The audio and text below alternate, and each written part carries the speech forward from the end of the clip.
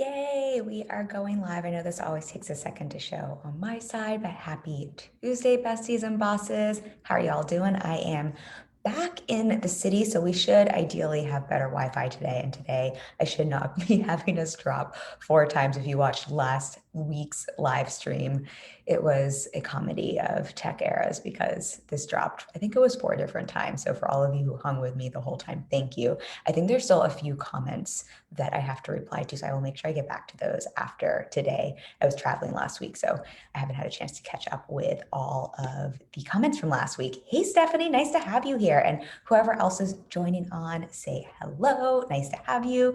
I'm always so excited to chat.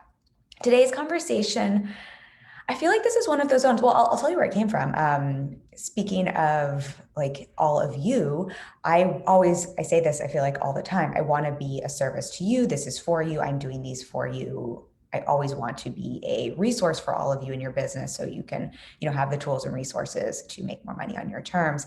And as many of you know, I have a podcast, One Question, Unapologetic Questions for Unapologetic Results. And I did an episode, I think it was episode 5, where I talked about one question you can ask to make strategic decisions as a CEO. And I always invite y'all to, leave me a comment or a reply to the emails I send. And someone sent me a question asking, commenting on the podcast, enjoying the episode, but asking me a question about how I manage my time and, how, like, literally wanting to know, like, how I plan my days in my business with putting out so much content and the different things I'm juggling. So that is where today's live stream comes from, because episode 5 on the podcast, we talked a lot about time. And I wanted to bring that to all of you. And if you have questions, y'all, bring them to me. I'm always so happy to do lives around what you want support with. While we're chatting on that, I'll give you all a reminder. We have that live Q&A next Tuesday. If you want to join me, I'll make sure we drop a sign up link. There's a link at the top of the group as well. It's a live free Q&A, completely free, where we're going to talk about the mindset, marketing, and sales of making more money doing what you love. I have a full hour just for you and those of you who join live. If you can't come live, you can also email in your questions. But the point being, I want to be a resource to you, and that's where today's topic comes from. And I think it's a great one because it's one of those ones where, when you just get, for any of you who do something repeatedly and regularly, you almost forget how normal it is and it's a part of your life. And this is one of those questions where, like, oh, this is a great thing to chat about. And I think there's so many important things to speak to that go into time management and how to, really the title for this is, oh, hey, Heather, last week was so fun, she says, when I was dropping live all the time. Nice to have you on.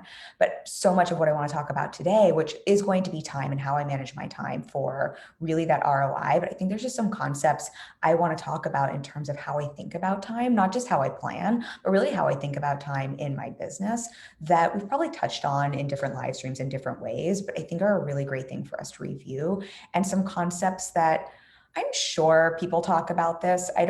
I honestly don't hear these conversations all the time. And I think these are some of the core foundations as business owners that we almost forget about sometimes in the hustle of growing a business, where sometimes it's almost like work to the expense of your sanity to make money, or we get so wrapped around the strategy, even mindset, which y'all know I am all about the mindset. But I think sometimes these practical pieces that really go into your ROI, that really go into the day-to-day of your business, that go into the longevity of your business, are almost forgotten. And what we're going to talk about today, some of these things, I think they're such core principles that have everything to do with not just running a business, but sustainability and your ability to show up as that CEO and make money on repeat. Hey, I'm just seeing, oh, Stephanie says I got my questions ready, LOL. Oh yeah, I hope I got answers. I'm sure I've got answers. I can't wait to hear your questions. Really excited to hang live. It is like side tangent today.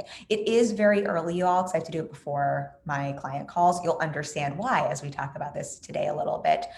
So if any of you can't join live, I understand for my friends out west, it will be pretty early for you. Don't forget, you can send in your questions. What was I going to say here as we go? I'm like side tangent brain here. I'm going to pull up my notes, but I think we're just in general talking about time, and some of what we're talking about here. I think these principles are so important as a CEO and running your business. And they're things that I want to invite everyone to think about whatever stage you're at in business, because how you build your business is how you sustain it.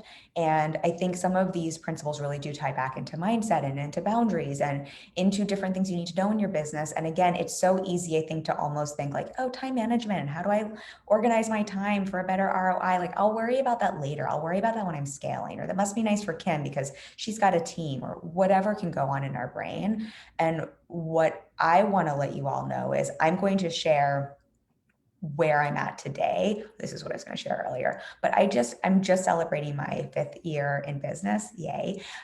Super excited, or super, I think that like breaks some stats. Most businesses, whatever the stat is, like 50% of businesses don't make it past the 5th year. So 5 years strong, very profitable, very happy, loving my work more than ever.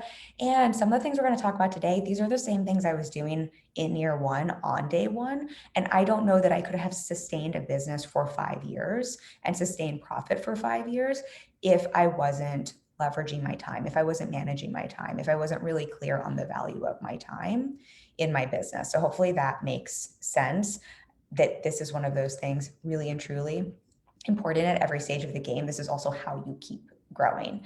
Craig, yay! Oh, it's always so fun to have fun people I know. Yay! Oh, this makes me so happy.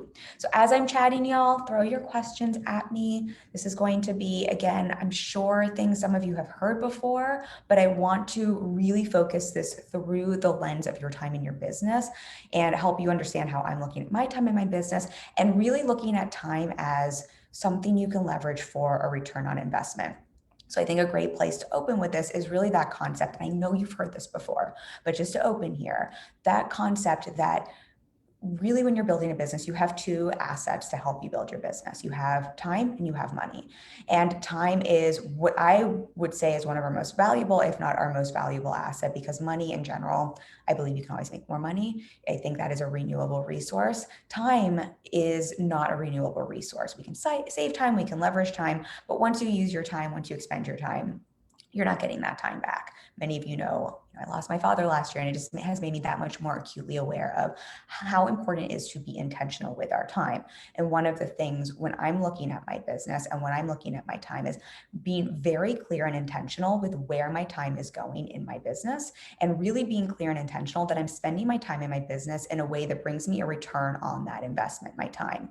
And so that means I need to be clear on a few things. Now, a return on investment can be more than one thing. I can get a return in joy, right? Like if I'm spending my time, free time, joy might be a return on that investment of time, but I want to be very clear and intentional with my time and not just give it away, and ensure that it's bringing back joy if that's my intention. When I'm in my business, I really want to be sure that places I'm spending my time, again, that I'm being really clear and intentional and making decisions and setting up my schedule, knowing everything's bringing me back that monetary return on investment. That's why we're in business. Yes, we all love our work, but that is part of why we're in business.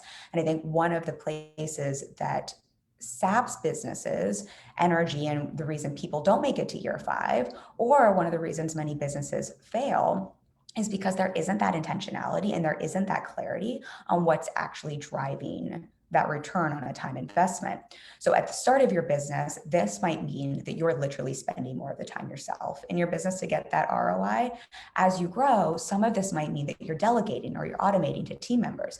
But even here, I'm very intentional with the time I am hiring out or delegating out. My team will tell you, I love my team.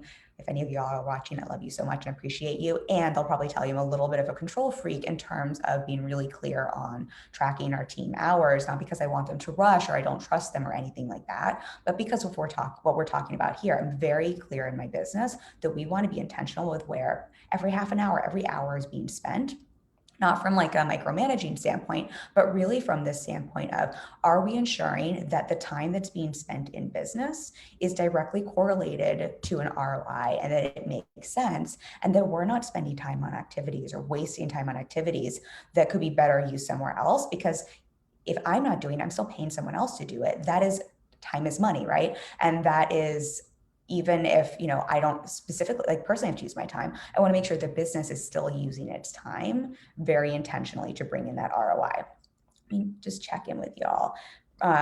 Craig says prison taught me the value of time. Oh gosh, I can only imagine what a reframe or what a lens that must have been to really understand the value of time and to, I can only imagine how intentional now, I mean, like how that must have changed the way when you're in, but also on the way, like on the other side of that, how that changes the way you view time. It's almost like another conversation. Maybe we need to have a live stream about, because I think there's probably some really good stuff. You'll have to chime in with this as I'm chatting. What I will say for all of you, and again, this feels very important as we're going through this, because I'm going to give some specifics here. And I promise at the end, I'd because this was a question that was emailed to me, that I'd be very, like, I'd map out exactly how my time is spent in my business. I want to be very mindful for all of you listening. Take what I'm talking about, the general concepts, the mindset behind the time, the way we're looking at time, to apply to your business. Remember, I have a very unique business model. Most of you are not going to have the same business or same business model as me. Most of you are probably not going to have the same things that light you up as me. So some of these concepts we'll be talking through here when I'm giving specifics. I really want to preface here, I have to be mindful about, I mean, we all have to be mindful around time, but I have a heavy one-on-one roster and client load, so I can't allocate time to other things. And some of you might have very different business models. So take these concepts, don't necessarily take the specifics, though I will share specifics as we're going through. Okay, just checking my notes here, because this is one of those ones I wanted to make sure I answered the question specifically for you. So when we're going back to looking at then how am I thinking about time and how am I managing my time for this the biggest ROI, that means to start with, before I look at a schedule, before we talk batching, before we talk, how are you literally scheduling out your time, that means we have to reverse engineer and first really know in your business, or in my business is what I need to know, is what is driving your ROI? What is driving the money in your business? And yes, this can be money-making activities, but also ROI, if we're talking about joy or what lights you up, what are the things that are most important to you in your business? We're essentially talking priorities. And I say this because whatever stage you're at in business, again, you have limited hours. At the start, you're probably doing more things yourself. You literally can't do all the things well. So being very clear on what's driving your results, those money-making activities, and what your priorities are in business, what your focus are, what lights you up. If you're not clear on those, it's so easy, especially with the noise online, to have your time siphoned by all the myriad of things that are telling you those are important things to spend time on. As you grow and scale in business, you generally tend to have less available time. That's when most of us are looking at automating, delegating, deleting things as we're scaling. I think the more you scale, the more you're focused on delegating and mindset at that level. And you might be clear on a lot of those priorities, but I find with so many of my clients, we're having conversations about reassessing these priorities, not just the money generating activities. You're probably clear on that. If you're scaling, you're probably delegating some of those things out, but getting even more mindful of what are those priorities, what lights you up, what are you focused on, what are the ways you want to generate that ROI? Because what you'll find, and I know there's someone watching this who's like, fuck you, Kim, this is not true. It doesn't feel like there's any opportunities right now. But the longer you're in business, the less you're probably going to have free time and the more opportunities you're going to start to see, that appear to you. And if you're an entrepreneur and a creative type, you also probably generally have a ton of ideas. And at a certain level, most opportunities are going to be good. Most ideas are going to be good, but you're not going to have time for all of them. I hate to break it to you. I hate to be the breaker of bad news, at least not all at the same time.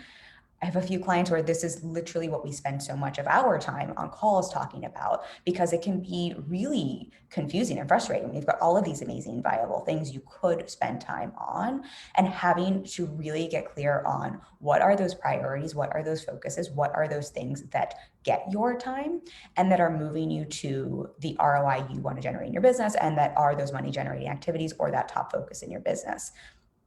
Let me know if this is making sense, y'all. I know if you're a client of mine, I'm pretty big on lovingly corralling you to having one focus at a time and then layering on additional focuses for this reason. And this goes into an efficiency. This is like almost a whole nother conversation, efficiency conversation in terms of just the easiest way to grow. But this also has to do with managing your time for that biggest ROI. Because if you have 24 hours a day, let's say you're working 5 days a week, you only have limited hours during that week. If you're a mom, if you have another job while you're working your business, if you're doing all one-on-one, whatever that is, you have other things vying for your time. You have limited hours to build, grow, and scale your business. It's so imperative you're clear on this first before we look at practical scheduling, before we look at practical tips and tools for literally managing the time you have. Otherwise, this is when people are like, I'm so overwhelmed. Like, I get how to run a schedule. It's not like I don't know how to show up for things. I know how to take action, but I don't even know what to do. When I sit down, I don't even know where to focus my attention. I've got 2 hours here. I don't know what to do with it because there's a million things that I could do that are good ideas, and I don't know what's actually the priority. And I'm just checking in here, because Zoom, I don't see the comments on Zoom. Stephanie says, my coach literally told me she did not want me to do nothing but one thing. LOL. It was so great though. I love your coach for that. I think it's really, really smart. My podcast is one question. I'm all about one thing at a time. Stephanie, I think what's really fascinating about that, because I'm a creative, I'm a multi-passionate, I'm someone who, like, if you just let me, I'd want to do all the things at the same time, all the time. And what I have found in my business year after year, the more we're focused on one thing at a time, the easier it is, ironically, to do more things, because then you get one thing working really well. And then it takes less time. Here's the magic of doing one thing at a time. You rinse and repeat that. It takes less time, which frees up time so that you can layer in something else. The reason I'm able to have as many clients as I do and come live with you and have as much content as I do and put out a podcast. Yes, I have a team, but some of that is some of these things we've been doing for 5 years now. So they get so easy, they're so much faster to do. So then it's easier to focus on one new thing. And it might seem like there are 10 focuses, but those previous focuses have been essentially mastered. They're well oiled. So it's easier to add a new focus on. So I say that to everyone who, I know I got multi-passionates in here. Many of my clients are creatives. If your creative heart is like, I don't want to focus on one thing at a time, what about all these other passions? I think it's really helpful when we think about the time conversation and the ROI conversation. This does not mean you won't do other things. It just means one thing at a time until it becomes easy and it's working for you. You'll find that it's really easy to do something else.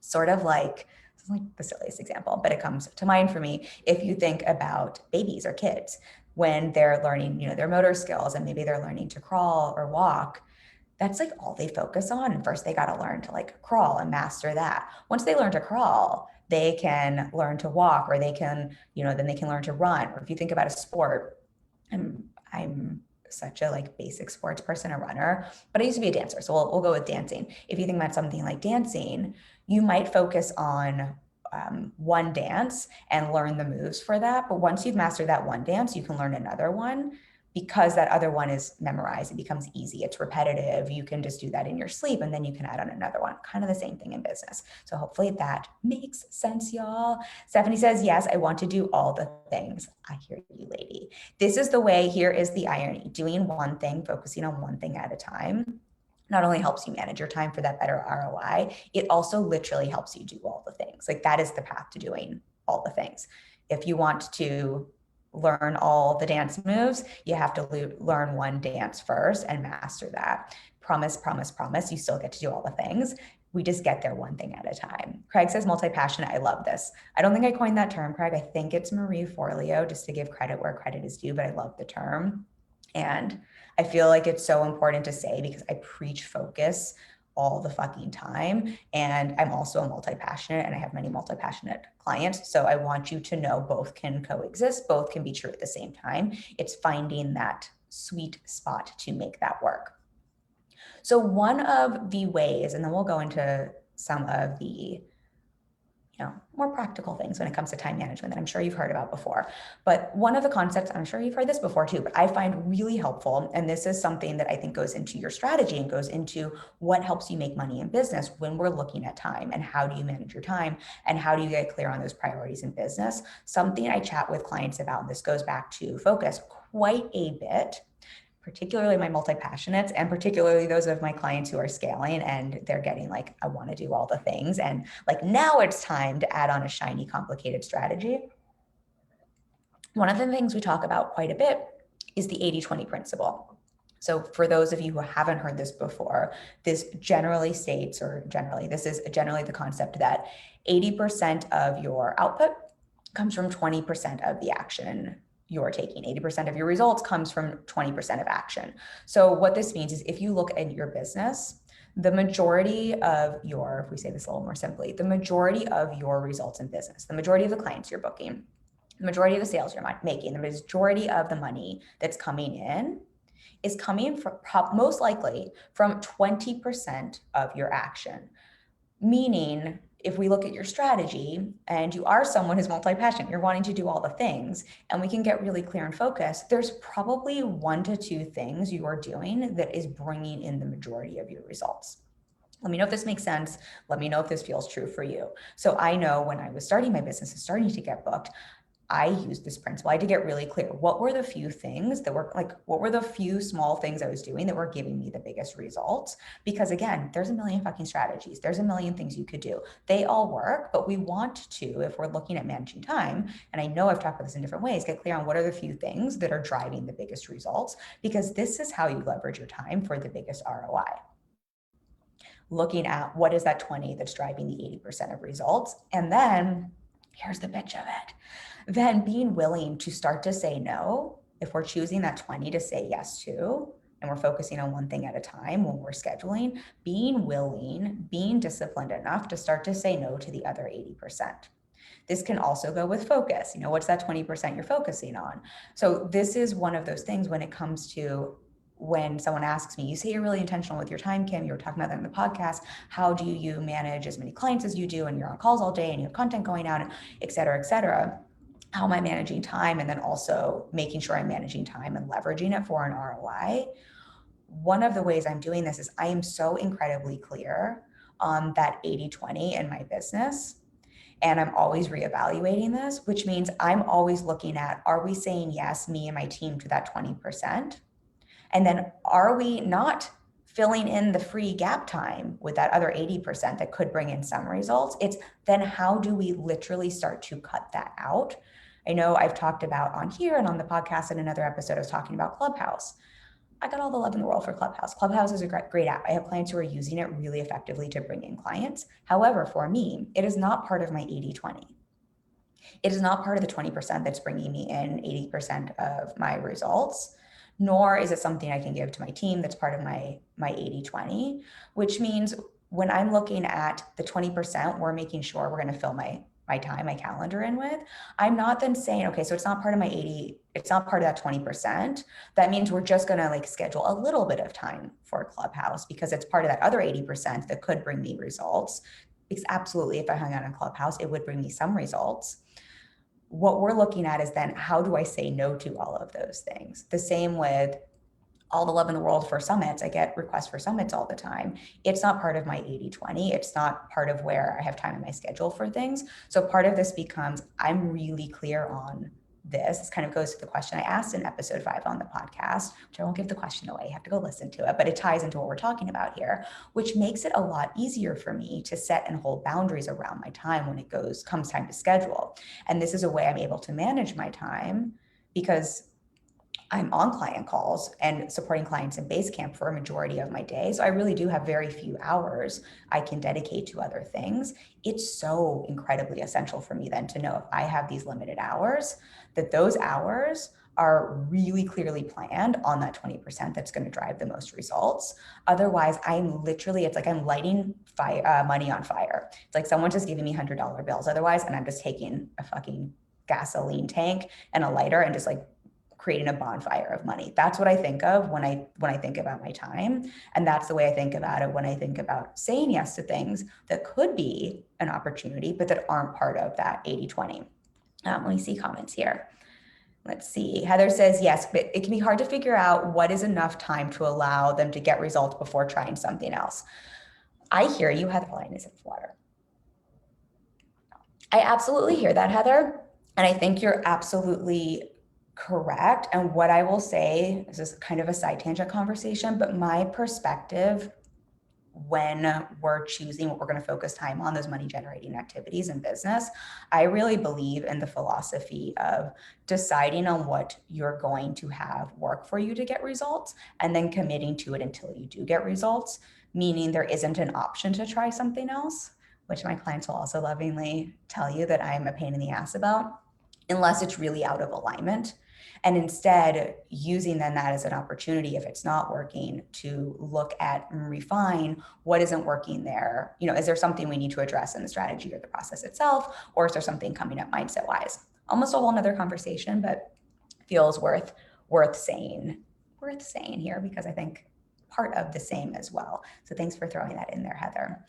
Y'all, let me know if the 80-20 is making sense in terms of your time, because I think as a concept, it's pretty easy to understand. And I think you can throw out some examples if you know what that is in your business, or if you've experienced that outside of business. I think anything like this is always really helpful to look at outside of business. But this is how I start to look at before I ever go sit down and plan, before I ever go sit down and think like, what are we going to delegate? What are we not going to delegate? Like, what should I be doing, not doing? Like, where's my time going? This is one of the ways I'm thinking about it from a mindset perspective, and thinking about how I'm setting my priorities and looking at how I'm going to plan my time. This really helps me get clear on what's going to be a yes, what's going to be a no, what's even going to make it to my calendar itself.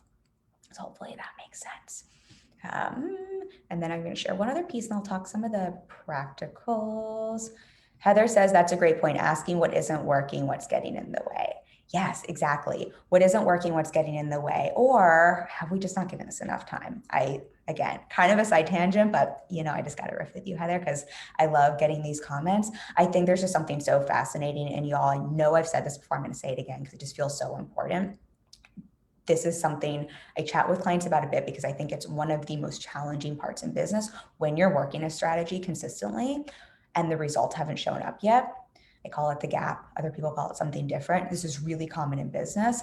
And I think that can be a bit of a mind fuck, especially if you're not having any kind of outside support, because it's really tough to know, does this mean it's not working and there's something I need to refine? Does this mean it's not working because there's something coming up for me in my mindset and I'm getting in my own way? Or does this mean it's not working because it's actually working and I'm just sitting in the gap and I just got to keep working this literally until the results show up? If maybe this will make a little more sense. I was talking about this with a client today, but we were talking about the example of going to the gym. If you do like Pilates or yoga, and when you start going, let's say you do Pilates, you start going to do Pilates, essentially, that's a workout that works, that will tone your body. But when you start going and when you start doing Pilates, most likely after the first 3 times, you don't see toned muscle. And you kind of just have to know, like, if I keep working this strategy, going to Pilates, I will see tone muscle. The tone muscle's forming underneath. I just can't see it yet. This is me like touching my muscle, I guess. But what's so easy to do, whether you're doing Pilates or in business, is to go a few times and think, this isn't working, let me do something else. Or this isn't working, let me change up Pilates and do something else. Or this isn't working, there must be something wrong with me. And so I think that can be just kind of a side tangent. I know this isn't about time, but it feels important to address a little bit of a mind fuck into something I want everyone to know, super, super normal, and something to be mindful of. Okay. Craig says, conceptually it makes sense. It'll be interesting to put into practice. I think you're talking about the 80-20. Courtney says, hi, Kim, late to the party, but love the conversation. Yay. I'm happy to have you here. And I'm glad that this is resonating with you. And Craig, I think you're talking about the 80-20, putting that into practice. Yeah, I think for everyone, this is just a great question to check in with yourself. Take a look at the results in your business and see if you're clear on what are the 20% of money generating activities. Are you clear on the money generating activities in your business? And no, fucking around in Canva is not a money generating activity, said with so much love. And redoing your website is also not a money generating activity, said with so much love.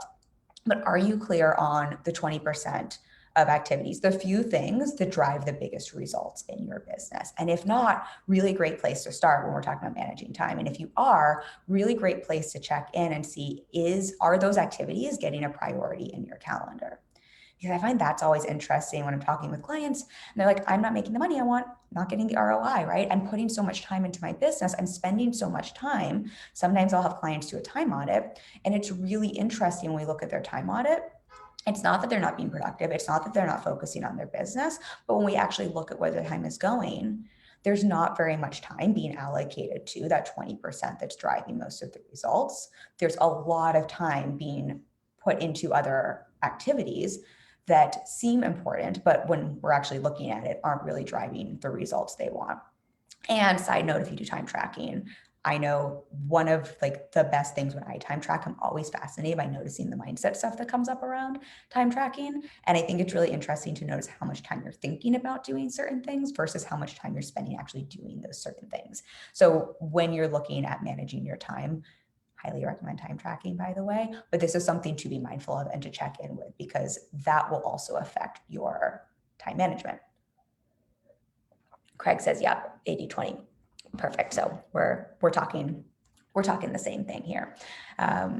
Okay, so let me know if you have questions about the 80-20, y'all, and then I'm going to share one more thing I think about when it comes to how I manage my time, and then I'll talk some really practicals just in terms of scheduling itself. But I mean, there's so many different ways to schedule. I'm hoping for all of you hearing this sort of thing is valuable before we talk practical scheduling, because that you can just go Google, though I will share what works really well for me and some of my mindset behind it. I'm just going to share two quick things here. So this is just piggyback, what we were just chatting about. This is a really important part of the time management piece for the biggest ROI, with that 80-20 principle and getting clear on those priorities and knowing where you want your time to go. And then what are we literally saying no to in terms of all the things that aren't driving that ROI, all of those things that aren't part of that 20%, that aren't your top priority, that aren't part of your one focus. What I like to be very mindful of, and I still do this regularly, I time track regularly to see how I'm managing my time. And also, this is really helpful, I have my team do this sometimes, so we're really on track of where the business hours are going. I'm really mindful to notice the difference of what we were just talking about, the difference between the time I'm spending doing something versus the time I'm spending thinking about doing something.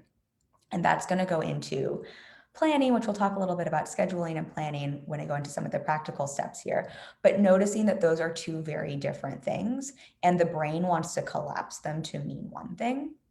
Me hopping on this live stream, whatever time I spend on this live stream with you, this is part of my, my 80-20. I know this is a great thing for me to do in my business. Plus, I love hanging out with all of you. So I get the ROI of joy as well. This lights me up pretty much as hanging out with clients. And I'm very aware this hour I spend with you is an hour. Whatever time I might have spent thinking about it earlier today or knowing I was going to do it earlier today, that's taking up mental real estate, but that is not actually time spent on a live stream. And so I say that because I think it's very confusing when people are looking at time and confused about time and managing time, delineating those two. And there's also a thing I see a lot of people waste a lot of time on, that time where it's like the time spent thinking about planning to think about to plan to do the thing versus the time spent doing the thing. So I just want to make sure we're clear. Those are two separate things. Bringing it back to the other point I wanted to share. So the other thing I'm really clear and focused on when I look at managing time, and I want to invite everyone here who's a business owner to start to think about this, whatever stage you're at in business, is really starting to get clear on what's your zone of genius and what's the work only you can do in your business. Now, again, at the start of your business, there's a really good chance you're going to be doing things outside of your zone of genius. You're going to be wearing more hats. You're probably not going to have a team to support you with everything. However, I still want to invite you to get really clear on what's your zone of genius. What are the things that only you can do in your business? What are the things that you're doing because they need to be done in business, that are maybe your zone of excellence or your zone of competence that you're eventually going to automate or delegate out? Really helpful for when it comes time to hire out, but also really helpful for when you're looking at your priorities in your business and when you're looking at making decisions for where your time is going to go. Again, if we have limited time each day and you have time to do things in your business, yes, there might be at the start of your business, you can't delegate everything out. Yes, there might be things outside your zone of genius that need to be done. You need to schedule the email that goes out to your email list. Maybe that's not your zone of genius, but it needs to be done. You need to schedule the social media posts that go out onto your Instagram. That needs to be done. We're not discounting that, but there's also a lot of other time that is getting spent in your business. And what I find for clients sometimes is they're not clear in their zone of genius. And this is when we lose track of that one focus. This is when a lot of that other time gets siphoned off into, we're multi-passionates, right? We're creatives in this group. We are entrepreneurs with a million fucking ideas, and they're all good ideas. This is when shiny object syndrome comes up, especially if you're feeling a little spun out or you're feeling like you're not getting results quickly enough from that strategy you're focused on, or all the different mindset things that can come up. This is when the brain wants to play games and tell you you need to go spend 4 hours working on something. I really want you to start to notice when you're working on a new thing, creating a new thing, making a new offer, whatever that is, checking in with, is this even a part of my zone of genius? Is this even something that makes sense for me to be spending time on in my business? And I think that'll help you make decisions, and make decisions even with where you're going to spend time around some of the strategy and the things you say yes to in terms of opportunity. Hopefully that makes sense, because all of these, and then again, I will go into practicals, but what I find when it comes to managing time for the biggest ROI, yes, there's the practical scheduling. Yes, there's a practical, I'm a big, batching my days, I theme my days. Yes, there are those pieces, but something I think that gets omitted when people talk about managing time, that is not talked about enough, is the boundaries part of managing time. And you can have a schedule and schedule your face off and buy all the calendar apps and all the scheduling apps and all the fancy tools out there for how to manage your time. You're not going to get the biggest ROI if you're not clear on those priorities. You're not clear on your zone of genius. You're not clear on your 80-20, and you're just saying yes to every single thing that pops up in your face. That is the quickest way to burn your time, to light that money on fire, like we were talking about. This is me with a lighter, you guys. You like how I do like hand motions here? If you're not clear on what you also need to say no to in those boundaries.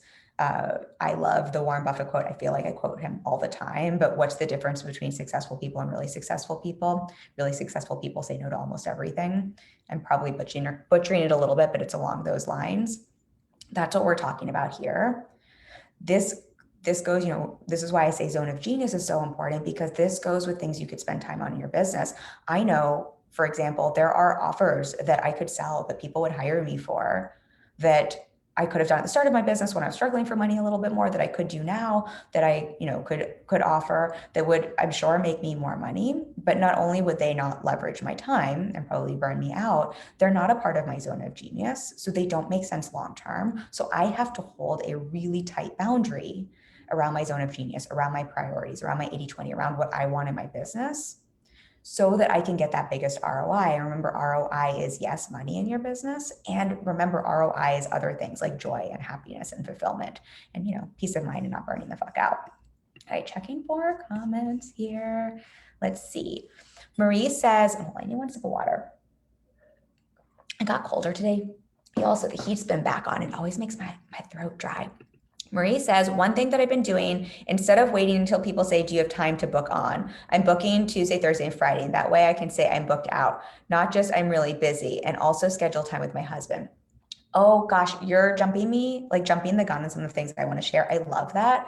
And I will share a little bit. We'll pivot to that in a second, batching time and scheduling. But what I really love about what you just said, and to highlight for everyone, I love that you're helping mindset here. So instead of saying I'm really busy, you're saying I'm booked out. Because I think what all of us want to practice when we're looking at time, I think, thoughts create your reality.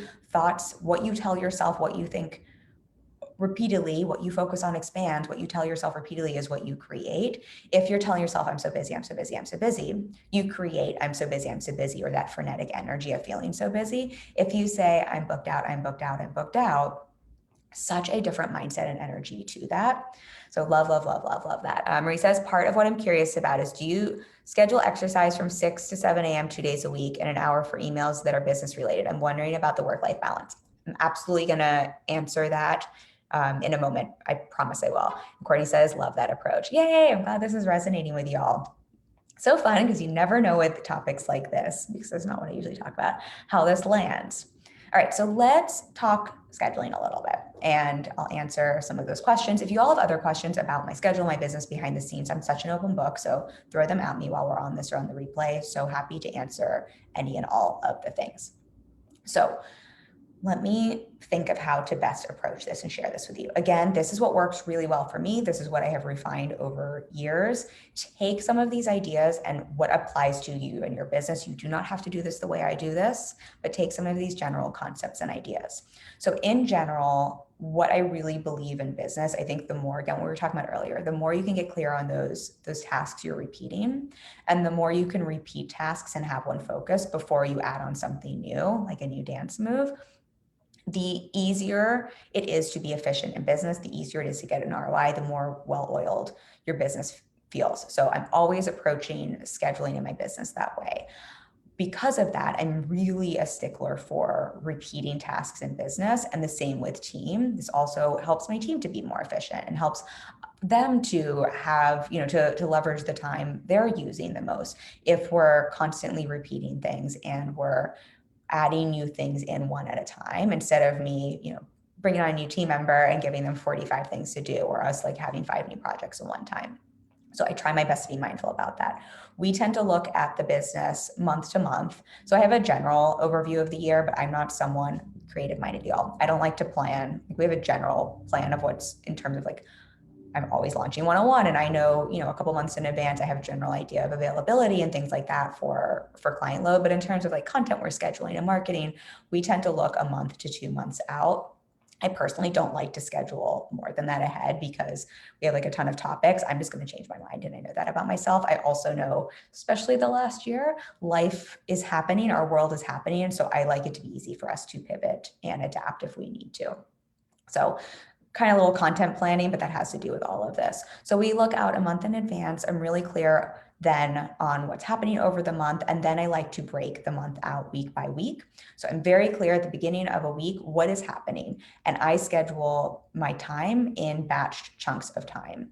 Meaning I am a very, very big believer that it is so much easier as a business owner to batch similar tasks together and to focus your time around a chunk of time that is around one task before you switch to something else. To the degree that I have themed days in my business on what we're focusing on. The reason for this, and this is like a little side tangent, and I think it's helpful for everyone to understand, your brain is not great at multitasking, even if you think it is. I promise it's not. Every time we context switch, every time we're doing something different, and I know I've talked about this before in terms of distractions like emails and your phone popping up, but every time we context switch, so if I was going from client calls to doing this live stream or client calls to writing content, it takes your brain about 15 minutes to refocus and to kind of switch from topic to topic. It also temporarily lowers your IQ when you're multitasking and doing a lot of things at one time. So I know if I have limited time as a resource, my time is super valuable, and I know, big blocks of time are being used for client calls and for Basecamp, and for supporting, Basecamp is where I support clients between calls, or for editing client work, and I have limited time for other things. I know I'm going to leverage that time. I'm going to make, 1 or 2 hours. I'm going to stretch that time and get the most bang for my time buck, so to say, if I'm batching tasks together. I also know I'm going to leverage that time the most if I know ahead of time what I'm going to do in that block of time, and that time is really clearly scheduled out and similar tasks are together. I also know if in that time I don't have it planned and I'm kind of like trying to hodgepodge a bunch of things together, I'm not going to be that efficient. I'm probably not going to do that much like that great of work, and it's going to be a hot mess.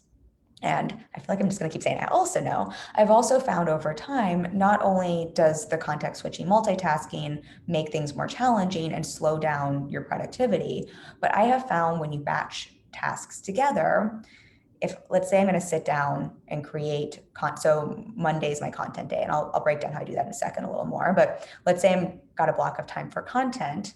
Everyone, how I use running as an example. I was talking about a client with this morning.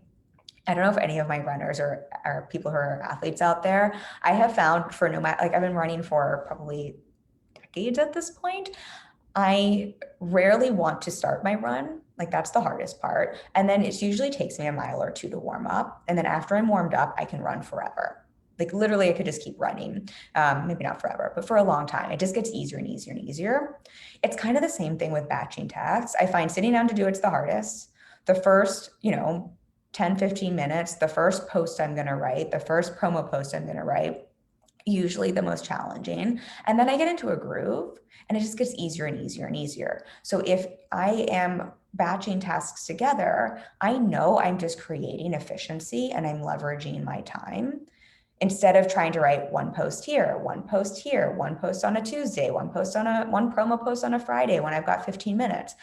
I know I'm going to create better quality and I'm going to get so much more done in an hour than the equivalent of 4 15-minute blocks, throughout the week. Hopefully that's making sense because of what we're talking about here. Last thing here, and then I'll give you some like really specific, because I know questions like in terms of scheduling the gym and working out and things like that. The other thing I'm really clear on, so I batch, all of my time gets batched to the best we can. All of my time gets scheduled. So my days are are very scheduled. I schedule out my whole week. And then every evening when I finish my work day, it's kind of my evening ritual. I close out my day and then I immediately look at my following day and refine anything I need and schedule any free time blocks. So all of my free time is scheduled as well. And I know this sounds, I'm a creative. I know this sounds like really fucking annoying, but I promise this is actually very freeing. I even schedule in, to answer Marie's question, I also schedule in my workouts. I schedule in when I'm doing my mindset work. I schedule in, sometimes I even schedule in friend calls.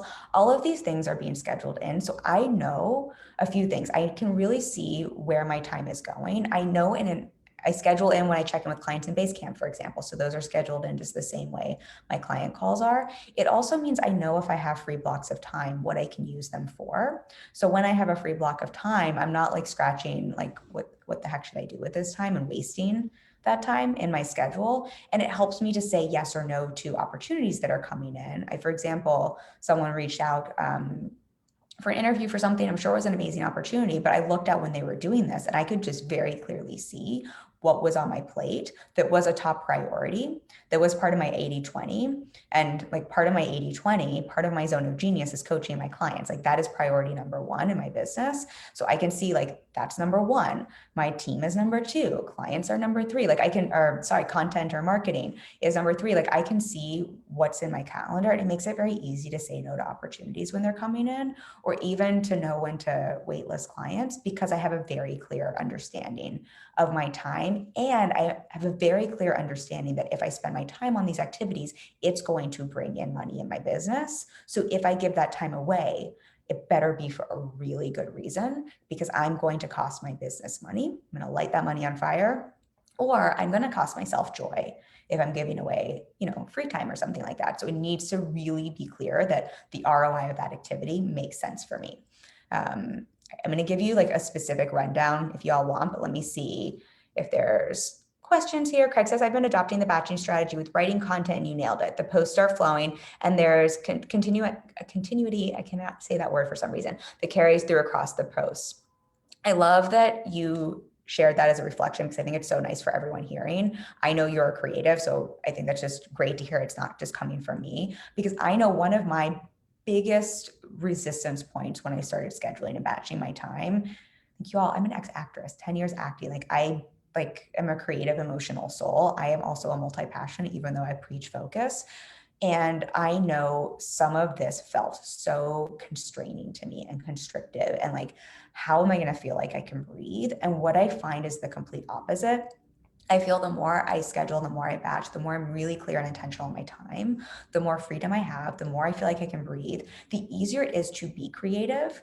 So I did a live on this, gosh, probably like 3 years ago, but I fully believe that constraints can make us way more creative. I don't know about you all, but this is like a side tangent, but when I was acting, I wanted to be like a professional writer, and I quit my bartending job for like 3 months. So like, I'm going to write. I have never written less than the time when I quit my job and had all the time in the world. Now, when I started my business, I had a full-time job that was like 9 to 10 p.m. I never wrote more than when I had more constraints. Now I'm on client calls a majority of the time and supporting clients a majority of the time. I don't have the luxury of hours and hours and hours to write and create content. I've never written and created more than when I've had constraints on my time. So I think that's just something for everyone who's a creative to know. I really think, and they've done studies on this, if you give artists constraints, like you can only paint with these 3 colors, it often forces the creative mind, creative thinking. Our brain's a problem solving machine. So it forces, I think it just really actually stimulates creative problem solving thinking. So there's that piece to it. I also find when you're really intentional with your time this way, and you know what's coming up because you're scheduling and planning, especially if you're aware of the topic you're going to create content around. But even if you're not, if you know, oh, coming up on Monday, I've got this block of time where I'm going to create and batch content, your subconscious mind is churning and working for you. I call this productive procrastination, but it's actually called the incubation period. This is not a made up thing. This is a real thing. A lot of artists will intentionally put things off, like finish a project half done so they can let their brain churn on it subconsciously. Anyway, so if you know this is coming up, your brain will continue to work on this when you go for your walk, when you're making dinner, ideas will pop through. So it also helps you to be more efficient in the time you have. So just another like argument for batching and scheduling, even if you're creative. The other thing is, this is like, I will never say things are impossible. I'm all for like free flowing. Like, I am super, super spiritual. I believe in parallel universes and all the things. And I also really believe in practical strategy and in things like scheduling. And I have found when I schedule and when I hold boundaries and when I'm clear on my priorities, it helps me make sure I'm being intentional with my time, living my life intentionally, scheduling my business intentionally, making sure that I'm intentionally creating the results I want. And it allows me intentionally to have free time. The only reason I have a life as well as a business is because of what we're talking about. If I did not do what we're talking about, it literally would be stressed out all the time and I wouldn't have a life. Again, because it's the trade-off of the business model I have. I have a one-on-one business model that I've very intentionally chosen and built, but it means I do have to show up on scheduled times for my business. Right. I'm going to answer these questions and then I will give you guys a little bit more of a walk down. Heather says, I love that perspective of costing yourself joy. For real though, right? I mean, that's kind of, oh, this is the most annoying thing to hear. And if you're a client of mine, you probably want to smack me because I've said this to you before. At a certain point in your business, making more money doesn't change that much in your life. It just means you pay more taxes. And really important to know where you're getting joy from and that you're not just chasing the ROI of money, all for making more money doing what you love. Like, I love me some money and we're going to continue to grow, and all about that for you as well. And I think it's really important to know you're not doing it at the expense of your joy. And like, manifesting tip, joy helps you. Like, that is the energy that creates money. Last year, my phrase was bring the joy. And I really learned how much joy is directly correlated to the energy of making money. So a little side tangent there. Heather says, I found dealer deadlines make me so much more productive. Even more so, I have commitment to others. I need to have that same commitment to my own content. And Marie says, I'm loving this live stream. Yay! I'm glad you're loving this. And Heather, I mean, deadlines they stimulate our production for exactly what we're talking about. The constraints make us more productive. I think two thoughts there that I think are just valuable for everyone to hear, because there is truth to this. And I know everyone remembers like when they were in school and they like crammed last minute, or they wait till the last minute to do their paper because they're like, I just perform well under pressure. It's not pressure. It's that suddenly you had a deadline and it snapped your brain into focus, and it helped you show up and get something done. But I think we can all use this with what we're talking about here by giving ourselves deadlines and being really clear when we're scheduling and batching time and holding ourselves to those deadlines. And something, if anyone wants to borrow this, I really believe your self-trust is one of the biggest pillars to your business success. And one of the best ways to build and strengthen self-trust is to make commitments with yourself and then to hold yourself to your own word. And so I think for business owners, a really great way to, again, strengthen that self-trust is to make deadlines, to make commitments, whether it's with content or showing up to do something scary or hard, whatever that might be, and to make those commitments and deadlines and then continually hold yourself to that word to build up that self-trust. And then it also ties into the managing of your time here. Craig says self-trust is a superpower. Man, it really is a superpower, and it is so essential as a business owner. And if you're like Kim, I'm hearing this and it's like making me want to vomit a little bit or kick up resistance. I think that's just a beautiful thing to notice and recognize, because it means there's probably an opportunity there to lean into self-trust, to cultivate more self-trust. I personally believe it's one of the things that has helped me to build my business, stay in business for 5 years to create the results I have. I think so much of it is I trust myself to show up when I say I will. I trust myself to do hard things. I trust myself in so many ways in my business, which means I can rely on myself for all the things we're talking about here when I sit down and schedule my calendar. So, okay. A few more things here I'll share with the time stuff, because I said I'd give some like practicals in terms of how I do this. Let me know if you have questions. So with batching, scheduling that time out, what I really like to think about then again is when I'm looking at my week, when I'm looking at, we're going back to the beginning, the priorities.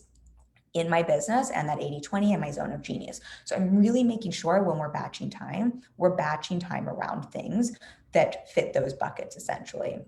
And I want to make sure that things that are getting the biggest buckets of time, those are tied into my priorities. Those are tied into my zone of genius. Those are tied into my 80-20. So hopefully that is making sense. And then if I have little buckets of time left over, if I have 10 minutes left over, I know, oh, that's when I'm going to go engage with my Facebook group. That's when I'm going to go, engage on Instagram. That's when I'm going to go for, a quick walk or something like that. This also means things like my mindset work. That's a top priority. If I don't take care of me, I can't take care of anyone else. Taking time to have a call with my coach, taking time to show up for my mastermind, going to the gym, going for a walk, whatever that is. I had a client comment recently how I always seem like I'm just very grounded on calls and very calm, and like she's the only person in my world.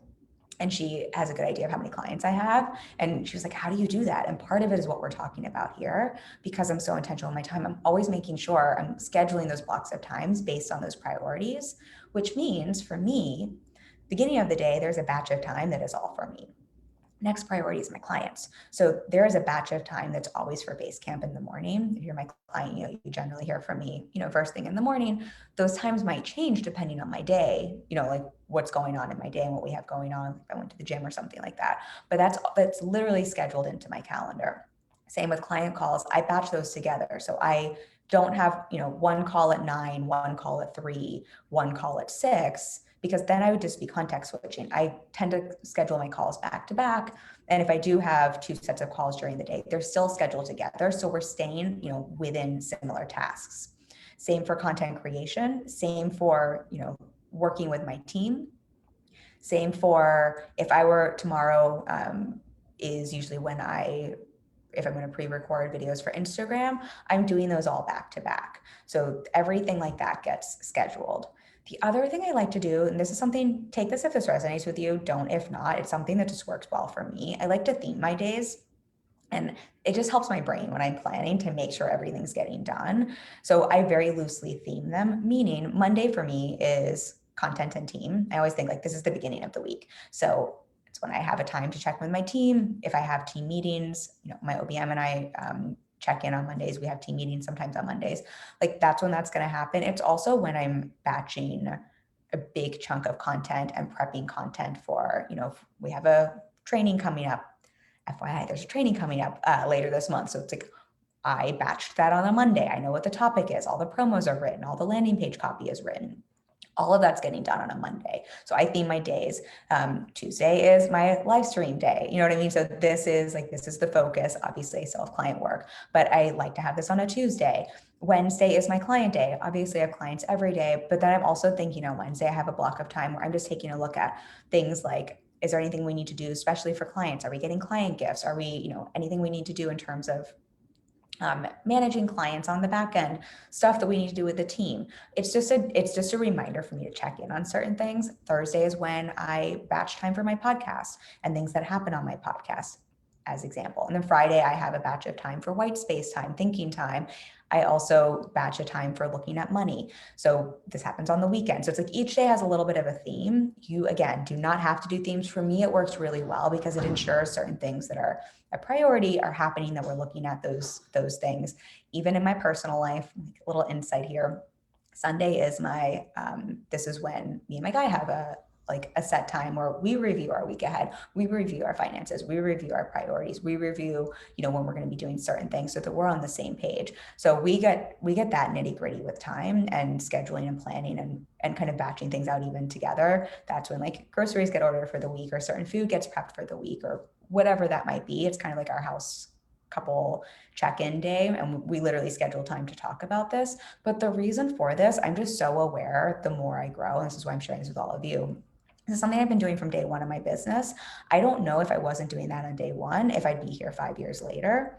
And not to say like I couldn't have made it work, but I don't know that I wouldn't have burnt out. I think the reason I don't feel burnt out, the reason I love my business, the reason I'm able to keep growing and have the business model I do and keep putting out content and layering new things on, kind of how we were talking at the beginning, is kind of how we started this conversation is I'm very, very intentional with my time, and I'm very intentional to be disciplined, to schedule it, to batch it out, and then to have those boundaries around everything that doesn't fit into that. And sometimes that is the hardest part. I will share so transparently. I know this was, I think it was podcast episode 5 where I talked about this, but that really does mean sometimes I'm saying hard no's to things that I would love to say yes to.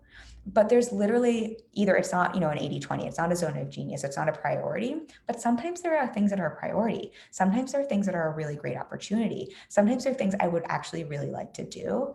But because I'm so clear of where my time is going, I can see that can't happen without being at the expense of something else. And it makes it very easy then, even if it's not an easy no, it makes it an easy decision for me to say no to that. So hopefully that makes sense, because I think that when we look at how do you manage your time for the biggest ROI, I think that's one of the biggest gifts you can give yourself, is reminding yourself of how important it is to be intentional with your time and what that time is giving you. Whether it's joy or it's an ROI like money, being clear on those things so you can make those hard no's when you have to. Or, so this is kind of another example. I'll do a review with my team sometimes when we're looking at team hours. This is also sometimes when we decide to cut certain tasks that we're spending time on because it doesn't make sense based on all the parameters we looked at earlier.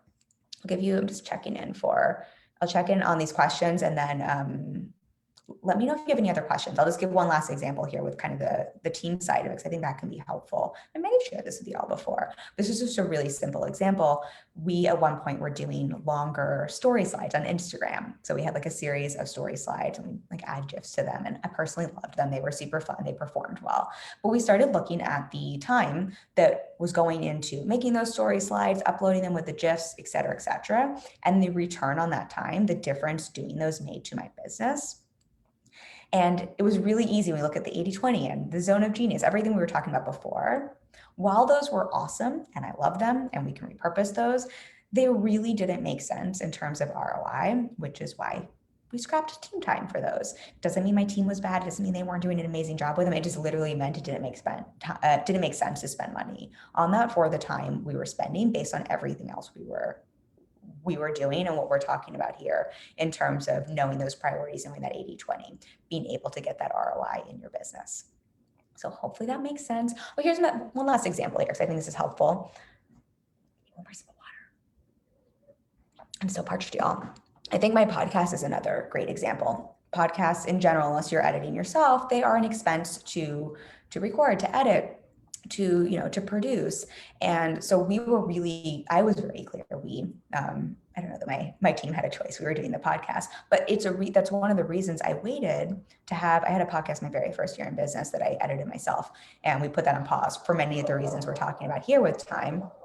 This is also why I waited until this year to add back in a podcast in terms of being really clear on that ROI for that time I was putting into it, and knowing not just the ROI in terms of like what's literally the return, but knowing that I had the hours for me and team-wise on the back end to put into it to be able to get that ROI, because I knew what that would require for both me and team.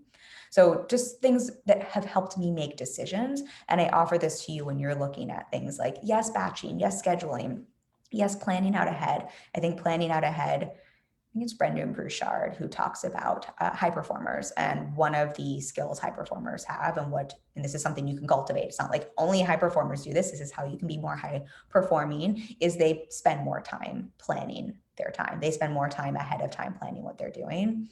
He talks about that in, what's the name of the book? I can see it in my mind. Some really great, really, really great things in there. I highly recommend it. I will think of it and put the title in here because I can't think of the title of the book right now. But I think that's just a really great thing to remember, spending that time planning ahead. But for all of that to be clear, to know what you're planning around, I think just remembering the concepts we talked about at the beginning of the conversation. So you're planning things that make sense for you to commit time to build that self-trust to show up and do. All right, seeing concepts or questions here.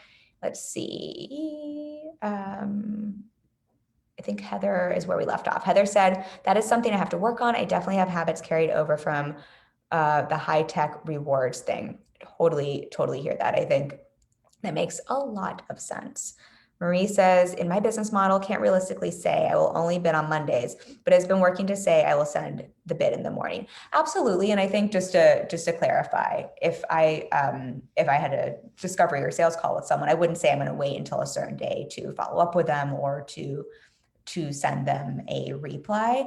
But for example, I have scheduled batches of times when I'm going to have discovery calls or sales calls instead of just having them all over the place. So it's more when I'm having those calls, but that's almost another conversation. I think with that, it's like, I just know that if I'm scheduling a time for those calls, I'm also scheduling some time to send the bid or to send the follow-up email and to send those follow-up emails.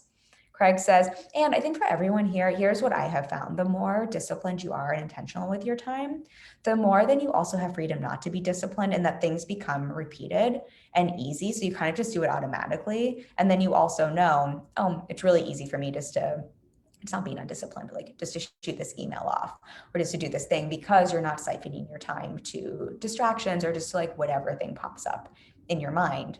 So hopefully that makes sense. Craig says, making and keeping commitments was the mechanism I used to rebuild my self-trust after prison. I use that technique all the way to the TEDx stage. I think that's such a beautiful, like talk about a beautiful arc, hero's journey to talk about in terms of what like the importance of the pillar of self-trust and that kind of before and after. Literally what you're talking about here, like making and keeping commitments was that mechanism that built your self-trust and kind of that before and after prison to the TEDx stage. I think that's for everyone listening, like whatever your like before and after is, I think that's just so nice to see. Like the bridge there is the commitment to build the self-trust. Marie says, yes, if I have a little time left over in a bucket unexpectedly, I can check some flight times, etc. Exactly. And I think that's nice to know. If you have a little time left over, if you're done early, that's free time for you. If I have a little time left over, if I have an unexpected 20-minute bucket of time, I can take a nap. Some of you have heard me say this, and my clients have. I have a mantra. I have a belief that I book discovery calls when I take naps. So if you've ever booked a discovery call with me, it's probably when I take a nap. But it's, it's nice to see if you're clear on your schedule and you know that everything has a time. You also see when you have a bucket of time for a nap, and then you're not like, oh, is it okay if I take a nap? Oh my gosh, I'm being lazy. I shouldn't do this. And instead, it's like, no, everything is scheduled. Everything is getting done. I absolutely have time to take a nap. I absolutely have time to go for a run. I absolutely have time. Last week, I called my best friend to talk about very girly wedding things. I absolutely have time to do this because all of the rest of my time is very intentionally scheduled. I can do whatever I want with this free time. So I think to what you're saying, like it's not that all of your time has to be scheduled to be productive. I think it's seeing the things that are important. If you schedule them in and batch them in, that ensures they're going to get done. So you get that ROI. And so they're being done in a way that really helps you to be efficient. So you can free up time either for your business and for clients, or so you can free up your time for you, for naps, for a run, for a life, for I'm gonna have dinner soon with my guy. I, spend time at home last weekend, whatever those things are. And I think that's kind of bigger picture when we talk about joy and we talk about why are we even doing the things we're doing? Why do we even want to make more money? Why do we want to grow and scale our businesses? For most of you, it's because yes, you love your work and you love your business, but you also want to love your life. And so I think that's a piece there too, where the reminder here, and I think that's a perfect button for us to close out on. This is not a live stream to say. So now go and be crazy with your time and busy yourself up and schedule every minute of every day with productive work because you need to grind it out to make money. That's the only way you're going to grow your business. That is not what I want anyone to hear from this. And Maria, I know that's not what you were saying, but I think this is just making this come up for me that I want to share with you. What we're saying is, what are the few things that move the needle forward? What's that 80-20? What are your priorities? What's your one focus and your priorities? What are the things that matter to you most in your business? Get clear on that. Like, I know clients first. I know team second. I mean, they're tied there.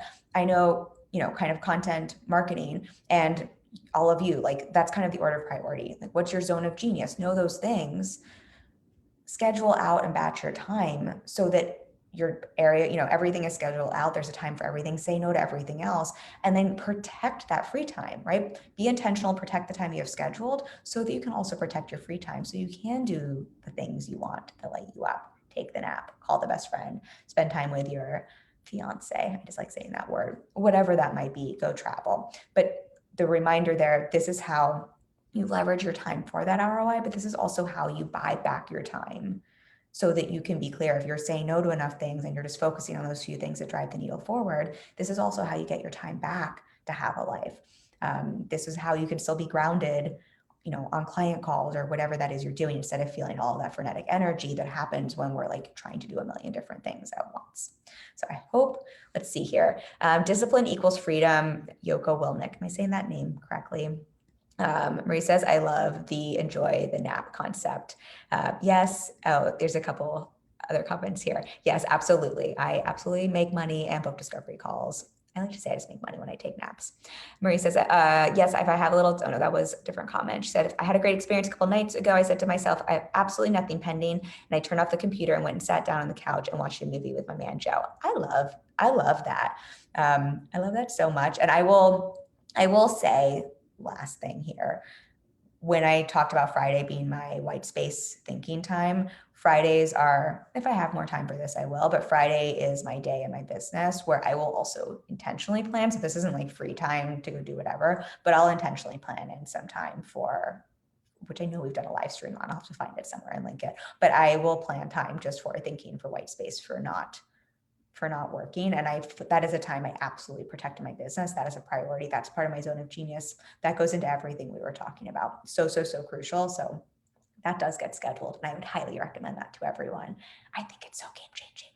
All right, y'all, let me know if you have any questions on the replay or now, pop them in. I will make sure I catch up with them. Reminder, if you want to hang with me live and share your questions with me, I will answer them with you. That is coming up next Tuesday. We have live Q&A, the mindset, marketing, and sales behind making more money doing what you love. It is completely free. I will drop a link for this. You do have to sign up for it because it will be held on Zoom. I want to have a safe container and space for you so you can ask the questions you really want asked and feel a little bit more like you're in a small community. The replay link will only get sent to people who signed up for this.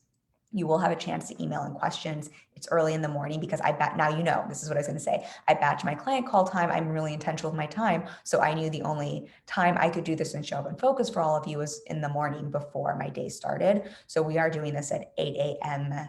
next Tuesday. If you cannot join live, if you are on the West Coast, if this is a weird time for you, you can send in your questions. I will answer as many as I can. If we need to, we'll do another one, but you will have to sign up to get that Zoom link to join and to get the replay. And I want to be intentional with that so that all of you joining do have a safer space to ask your questions to be heard.